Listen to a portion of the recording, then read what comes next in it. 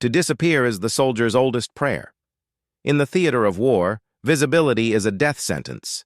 The history of American camouflage is not merely a catalog of textiles. It is a Darwinian evolution of survival, driven by the changing landscapes of conflict. From the mud of Europe to the digital sensors of the 21st century, this is the quest to become invisible. It began with the baseline, olive drab. For the first half of the 20th century, this utilitarian green was sufficient, the color of a mass-mobilized citizen army. But the Pacific theater of World War II exposed the need for disruption. The M1942 frog skin was the first attempt, a reversible pattern mimicking the chaotic contrast of the beach and the jungle. It was a crude beginning, but it planted a seed. Nature is not solid, it is fragmented. Vietnam accelerated the evolution. While the standard issue remained plain, the Mitchell pattern appeared on helmet covers, a distinct cloud pattern that is now a collector's holy grail. In the deep canopy, Special Forces adopted Tiger Stripe. Sourced locally and never officially standardized, its horizontal black streaks cut through the bamboo shadows, becoming a symbol of elite jungle warfare. But the true scientific leap was ERDL. Developed by engineering laboratories, it utilized specific shapes and shadows to break the human silhouette, serving as the direct ancestor to the most iconic pattern of the Cold War, M81 Woodland. For 20 years, its four-color high-contrast design was the global symbol of American military power. But as the geopolitical focus shifted to the Middle East, the palette dried out.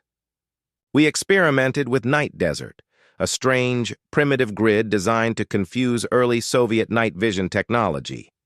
It was more theoretical than practical, a relic of a specific fear.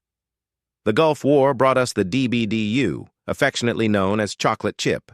While aesthetically striking, its six-color palette was too complicated and heat-retentive for the scorching desert. It was quickly stripped down to the DCU, the three-color desert pattern, which prioritized minimalism and breathability. We even toyed with the urban T pattern, a brutalist design for city fighting that never saw mass adoption, proving that not every experiment survives the lab. Then, the world turned digital. The Marine Corps led the revolution with MARPAT. By utilizing square pixels and fractals, MARPAT Woodland and MARPAT Desert exploited the way the human brain processes edges, creating a dithering effect that made Marines harder to detect than ever before. It was a triumph of mathematics over art. However, this success triggered an identity crisis. The Army, seeking a distinct brand, rushed the Universal Camouflage Pattern, or UCP. It was a billion-dollar gamble on a single gray-green palette meant to work in all environments. It failed in almost all of them. It stood out against sand, and it stood out against green. It was a camouflage that did not hide. The fracture continued.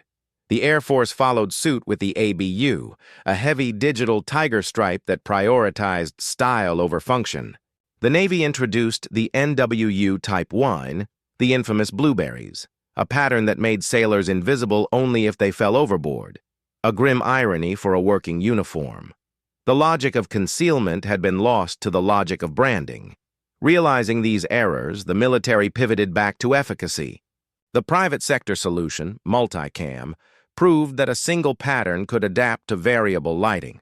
Adopted as the Operational Camouflage Pattern, or OCP, it became the new standard, blending brown, green, and tan in a way that UCP never could.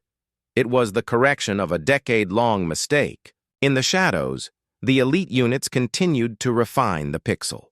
Naval Special Warfare developed AOR-1 for arid zones and AOR-2 for woodland, patterns that are strictly controlled and optimized for the specific engagement distances of special operations. We even see the psychological evolution of camouflage, Multicam Black. It offers no concealment in the wild. Its purpose is purely authoritative, designed for domestic law enforcement to project power.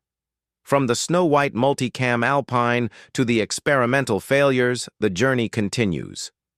Today, we understand that camouflage is not just about blending in, it is about disrupting the cognitive process of the enemy.